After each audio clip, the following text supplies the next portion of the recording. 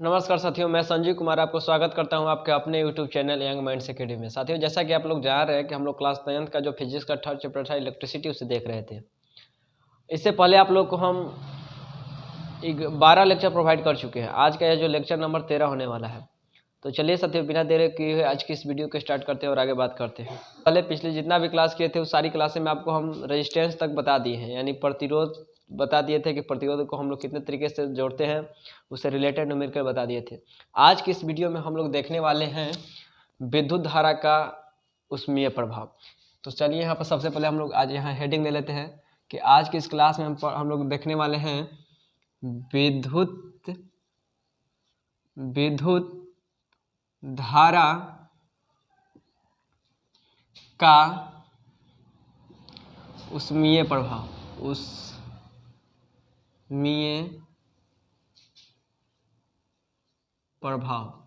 जिसे इंग्लिश में बोला जाता है हीटिंग इफेक्ट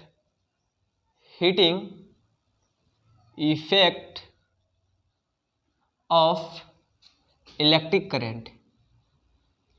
इसे इंग्लिश में बोला जाता है heating effect of electric current. तो आपको एक इजी वे में, एक इजी लैंग्वेज में, एक आसान भाषा में बता दें कि जो विद्युत धारा का ऊष्मीय प्रभाव है बहुत इजी है। क्या है कि जब हम लोग किसी चालक तार से विद्युत धारा को प्रवाहित करते हैं तो धारा को प्रवाहित करने के बाद यह जो तार है, वायर है, यह गर्म हो जाता है। क्या कि जब हम लोग किसी चालक तार से चालक तार से विद्युत धारा को प्रवाहित करते हैं तो विद्युत धारा प्रवाहित करने के बाद यह जो चालक है यह गर्म हो जाता है और गर्म होकर इस तरीके से हीट जनरेट करता है, उसमें उत्पन्न करता है। और यही घटना को हम लोग विद्युत धारा का ऊष्मीय प्रभाव कहते हैं। क्या, फिर से आप सुनिए एक बार कि जब हम लोग किसी चालक तार कहने का मतलब हम लोग आमतौर पर कहते हैं बिजली लाइन, जिससे हम लोग जो घर में यूज करते हैं वायर, उसी को हम लोग यहाँ कह रहे हैं चालक तार।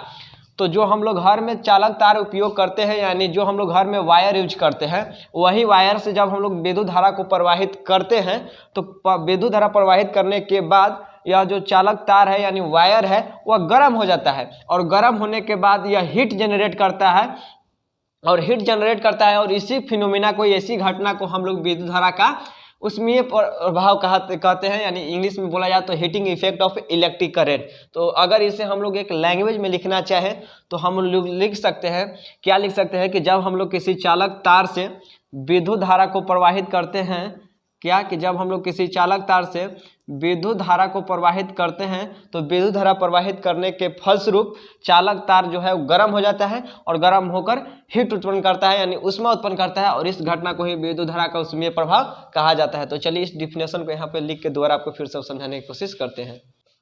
हाँ, तो आप लोग अपनी स्क्रीन पे देख पा रहे होंगे कि हम लोग यहाँ पे इसका डिफिनेशन को लिख लिए हैं। क्या लिखे हैं कि जब किसी चालक तार द्वारा विद्युत धारा प्रवाहित किया जाता है तो वह ऊष्मा में परिवर्तित हो जाता है और इस घटना को ही विद्युत धारा का ऊष्मीय प्रभाव कहा जाता है। फिर से आपको समझिए यहाँ पे एक बार और। अभी आपको बताया कि मान लेते हैं कि कोई यह एक चालक तार है, इस चालक तार से हम लोग धारा को प्रवाहित किए, यानी विद्युत धारा कहने का मतलब विद्युत धारा, तो हम लोग इससे विद्युत धारा को प्रवाहित किए। तो विद्युत धारा प्रवाहित करने के बाद यह जो वायर है गर्म हो गया, जो गर्म होकर चारों साइड हीट जनरेट किया, उसमें उत्पन्न किया। तो इस घटना को ही विद्युत धारा का ऊष्मीय प्रभाव कहा जाता है।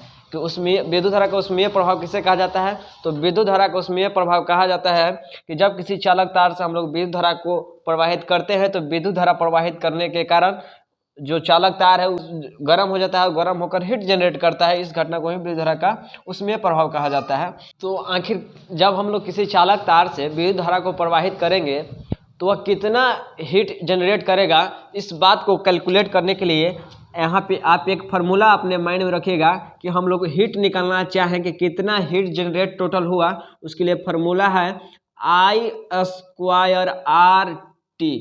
इस फार्मूला के हेल्प से हम लोग कैलकुलेट कर लेंगे कि जब हम लोग किसी चालक तार से विद्युत धारा को प्रवाहित किए हैं तो कितना हीट जनरेट हुआ है। तो H = I² RT, जहाँ H जो है हम लोग हीट कैलकुलेट करेंगे।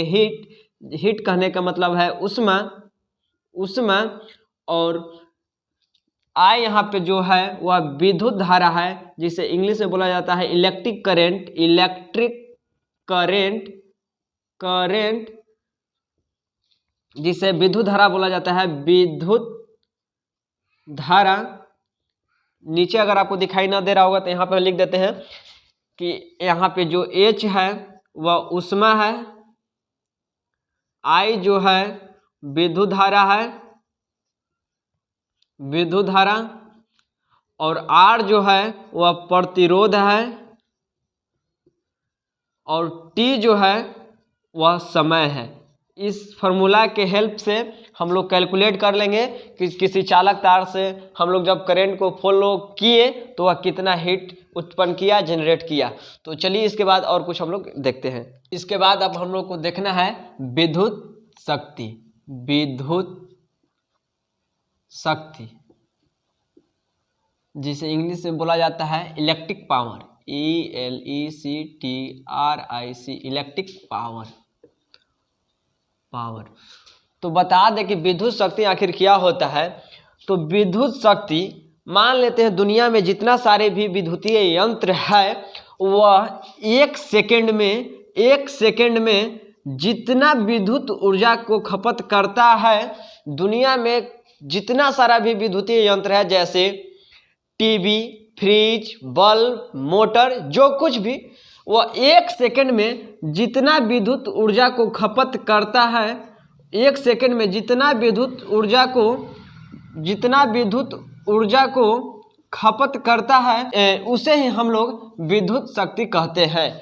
तो विद्युत शक्ति का अगर हमसे कोई डिफिनेशन पूछे तो हम लोग बोल सकते हैं कि एक सेकंड में कोई भी विद्युतीय यंत्र, TV, motor, fridge, AC, cooler, bulb, कुछ भी, एक सेकेंड में जितना विद्युत ऊर्जा को कंज्यूम करता है, ग्रहण करता है, खपत करता है, वह उसका शक्ति कहलाता है, यानी विद्युत शक्ति कहलाता है।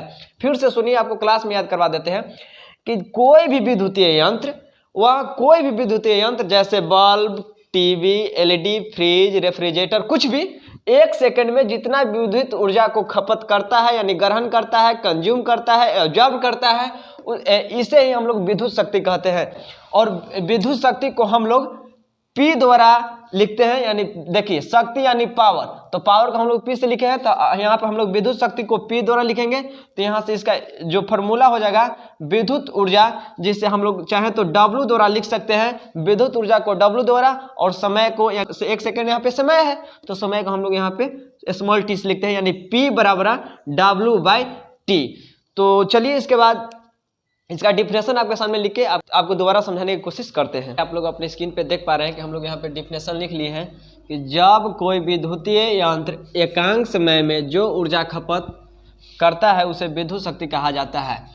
डिफिनेशन से भी आप फार्मूला को ड्राइव कर सकते हैं। कैसे, देखिए यहाँ पे लिखा हुआ कि जब कोई विद्युतीय यंत्र एकांक समय में, और आपको हम बताए हैं कि जो वर्ड में, फिजिक्स की लैंग्वेज में आप अपने माइंड में रखिए, पीछे भी आपको पता है कि जो वर्ड में एकांक लग जाता है वह वर्ड जो होता है डिवाइड में चला जाता है। तो यहाँ पे समय में एकांक लग गया तो समय नीचे आएगा, तो यहाँ आ गया समय नीचे आ गया। और यहाँ पे जो ऊर्जा का खपत होता है, किसका खपत होता है, ऊर्जा का, तो ऊर्जा यहाँ पर ऊपर आएगा। तो यहाँ से हम लोग लिख सकते हैं विद्युत शक्ति बराबर ऊर्जा बटा समय, जिससे अभी आपको बताया था कि ऊर्जा को हम लोग W से लिख सकते हैं और समय को T से लिख सकते हैं और विद्युत शक्ति को P से लिख सकते हैं। तो अभी आपको बताया कि P बराबर W/T होता है। यह जो फार्मूला है, यह फार्मूला यहाँ से डिफिनेशन से भी आपको मिल जाएगा। तो यहाँ पे लिख सकते हैं कि विद्युत शक्ति को हम लोग P द्वारा सूचित करते हैं, यानी इसे हम लोग यानी विद्युत शक्ति को इसे P द्वारा सूचित किया जाता है, P द्वारा सूचित किया जाता है। किसे P द्वारा सूचित किया जाता है, विद्युत शक्ति का। और शक्ति है तो आप लोग क्लास 9th में भी पढ़े होंगे कि शक्ति का जो SI मात्रक होता है वाट होता है। तो हम लोग लिख सकते हैं कि यानी विद्युत शक्ति का, यानी इसका या विद्युत शक्ति का SI मात्रक वाट होता है, वाट, जिसे इंग्लिश में वाट ही लिखा जाता है, WATT, वाट होता है। चलिए इसके बाद एक दो पॉइंट अपने माइंड में रखिएगा, क्या नोट पॉइंट में, कि 1 किलो वाट बराबर होता है, 1 किलो वाट बराबर 10 के पावर 3 वाट, ठीक। और आपसे कोई अगर पूछे कि 1 मेगावाट बराबर, तो 1 मेगा बराबर वाट बराबर होता है 10 के पावर 6 वाट। अगर आपसे कोई पूछे, ऑब्जेक्टिव में हमेशा यह क्वेश्चन देखने को मिलता है, आपसे पूछा जाएगा कि 1 HP में कितना वाट होता है, तो आपको बता दें कि 1 HP में 746 वाट होता है। अक्सर आप लोग पूछते होंगे क्योंकि आपके यहाँ कितना HP का मोटर है, तो आप लोग यही बात को पूछते हैं, कितना HP का मोटर है। HP यानी हॉर्स पावर, अश्व शक्ति, जिसे हिंदी में बोला जाता है अश्व शक्ति, अश्व शक्ति। HP यानी अश्व शक्ति, HP यानी हॉर्स पावर, और हॉर्स पावर को हिंदी में बोला जाता है अश्व शक्ति।